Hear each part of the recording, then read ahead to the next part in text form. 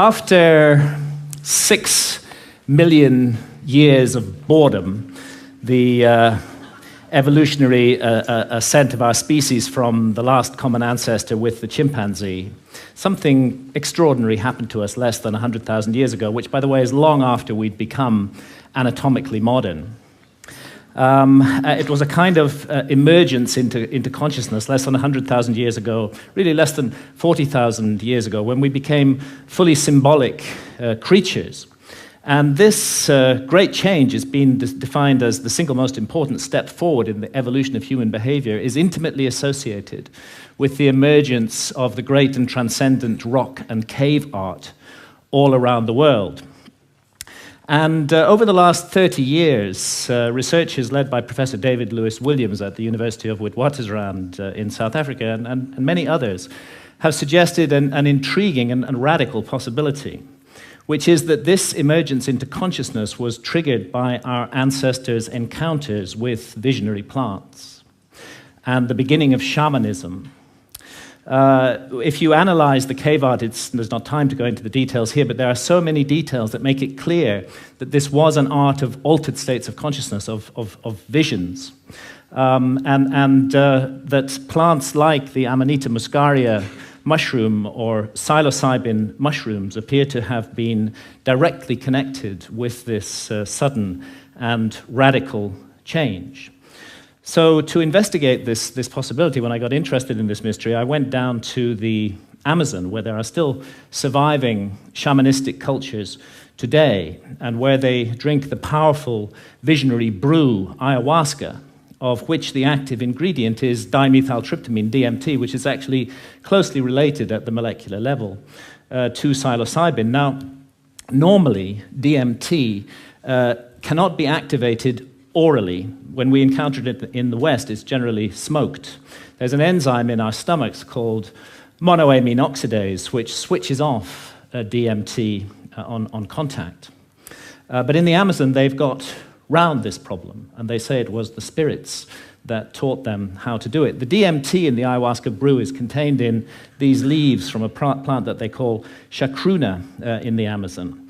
And there they mix it together with this vine. And out of the 150,000 different species of plants and trees in the Amazon, this is the one that contains a monoamine oxidase inhibitor, which switches off that enzyme in our stomachs and allows the DMT in the leaves, when the two are married together and cooked in water, to be absorbed orally and takes us on a 4-hour journey into extraordinary realms. Now, it's no joke to drink ayahuasca. The ayahuasca brew it has a foul taste, really hideous, and a dreadful smell. And after you've drunk your cup, you'll find within 45 minutes or so that you're sweating, that you're feeling nauseous. Pretty soon you may well be vomiting, you may well have diarrhea. So, nobody's doing this for recreation.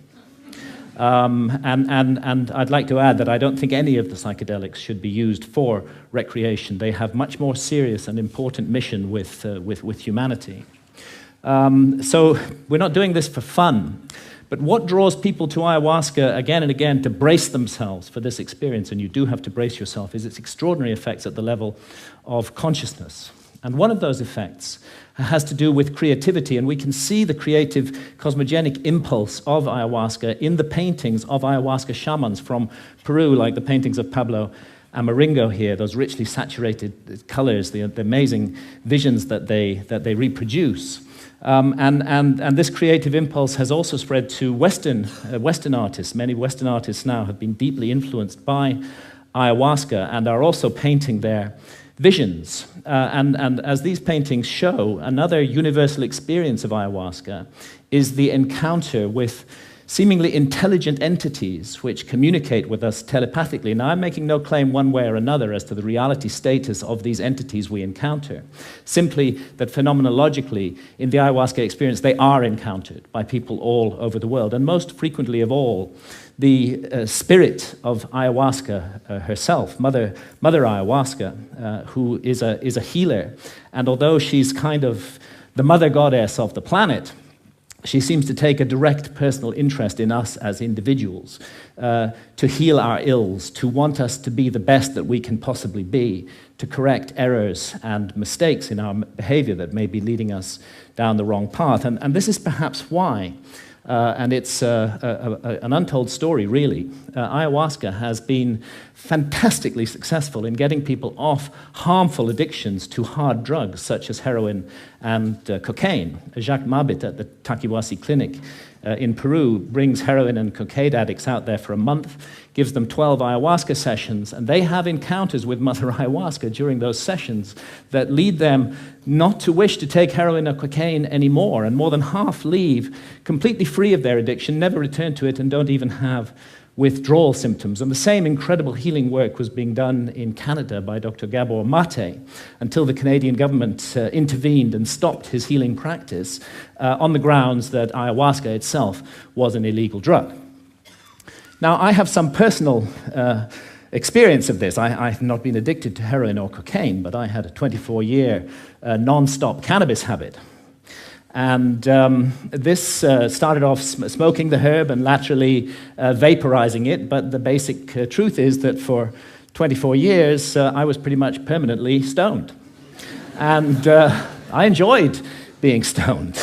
And I felt that it helped me with my work as a writer, and perhaps at some point it did. But when I first encountered ayahuasca, I'd already been smoking cannabis for 16 years, and almost immediately, ayahuasca started giving me messages that this was no longer serving me, that it was leading me to behave in negative and unhelpful ways towards others. And of course, I ignored those messages for years and years and went back to being stoned 16 hours a day.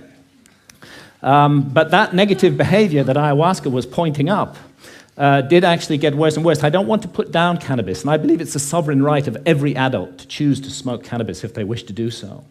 But I think I was overusing it. I think I was abusing it, not using it responsibly. And I became more and more paranoid, jealous, possessive, suspicious. I was subject to irrational rages. I often made the life of my beloved partner, Santha, a misery.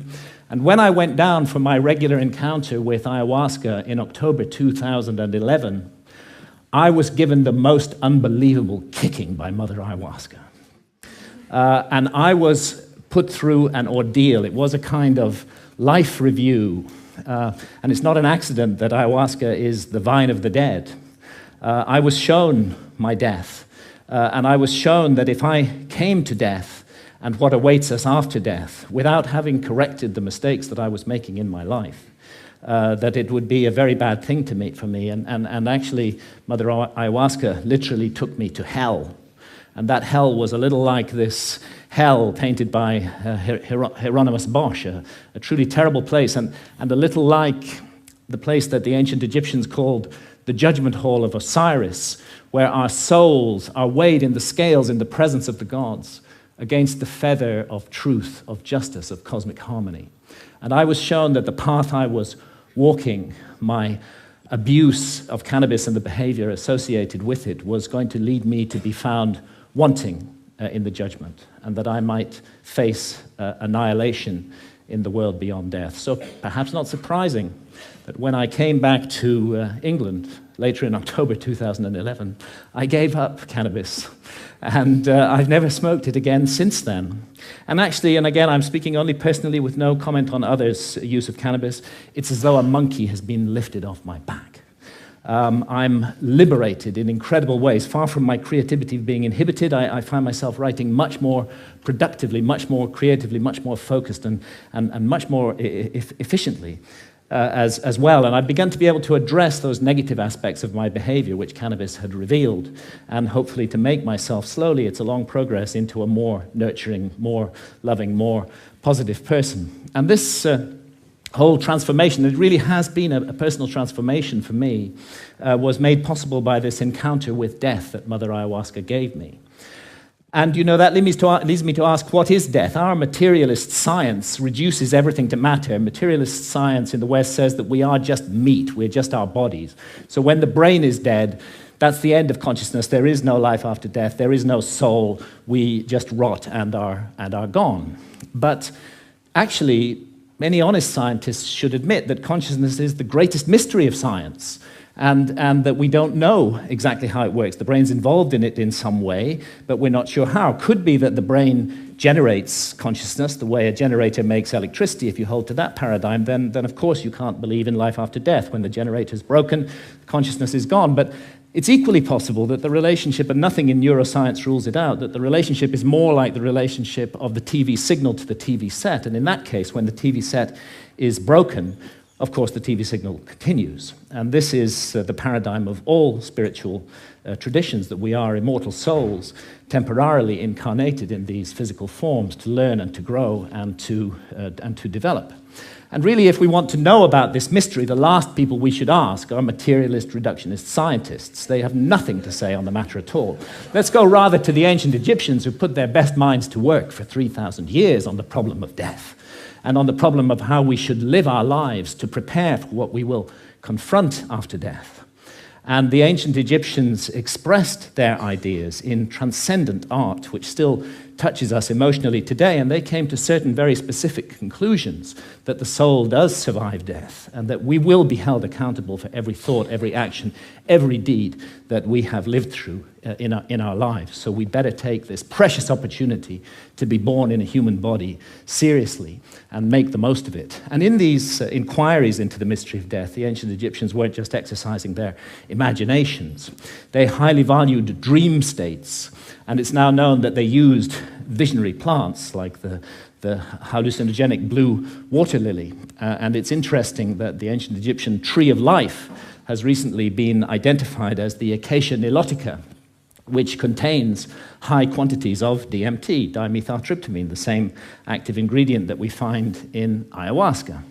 Now, it's difficult to imagine a society more different from the society of ancient Egypt than our society today. We hate visionary states in this society. In our society, if we want to insult somebody, we call them a dreamer. In ancient societies, that was praise.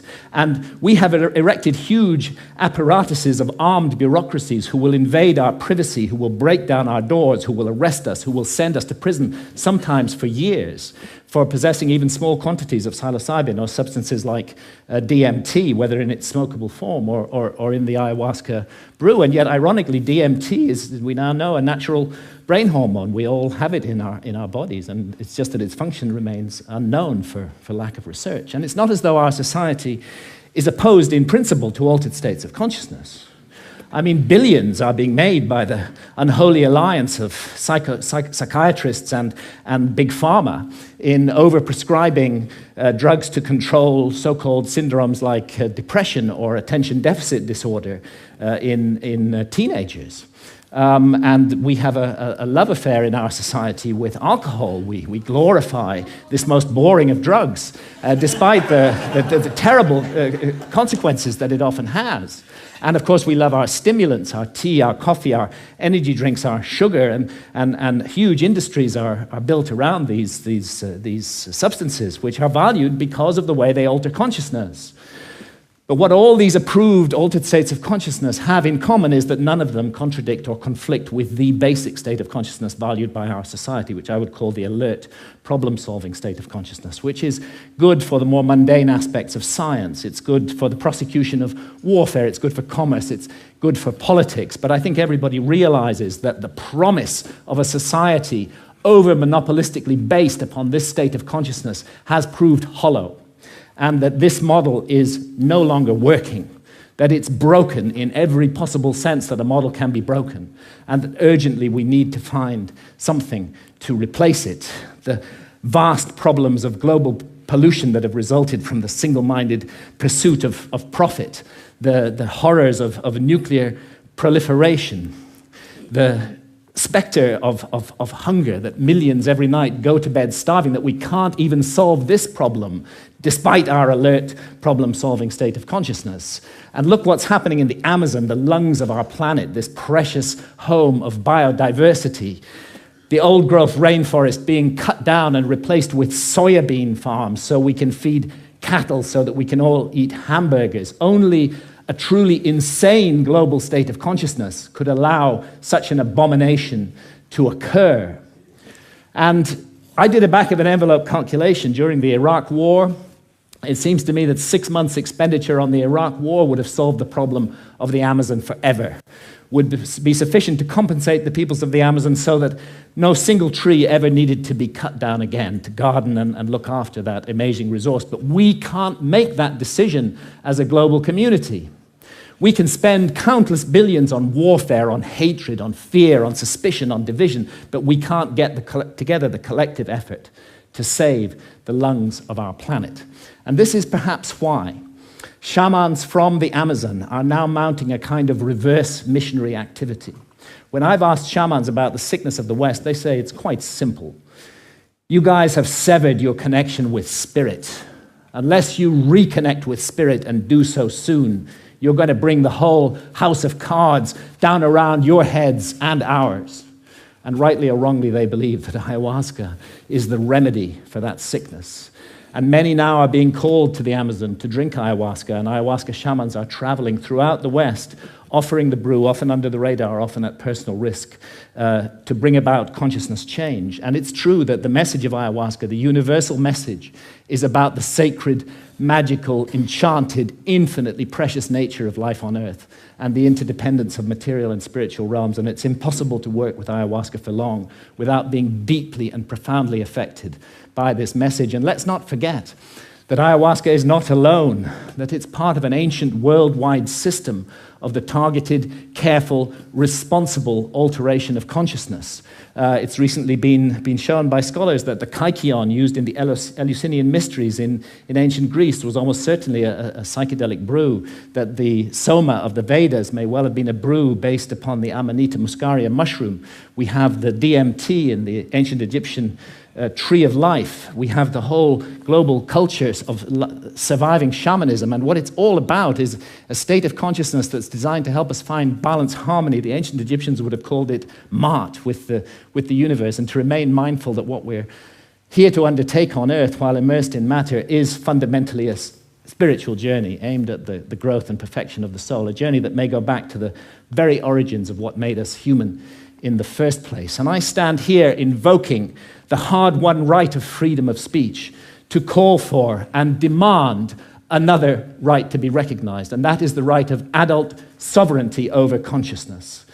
There's a war on consciousness in our society, and if we as adults are not allowed to make sovereign decisions about what to experience with our own consciousness while doing no harm to others, including the decision to use responsibly ancient and sacred visionary plants, then we cannot claim to be free in any way. And it's useless for our society to go around the world imposing our form of democracy on others while we nourish this rot at the heart of society and we do not allow individual freedom over consciousness. It may even be that we're denying ourselves the next vital step in our own evolution by allowing this state of affairs to continue, and who knows, perhaps our immortal destiny as well. Thank you, ladies and gentlemen.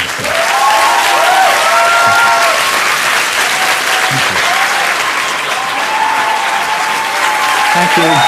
Thank you.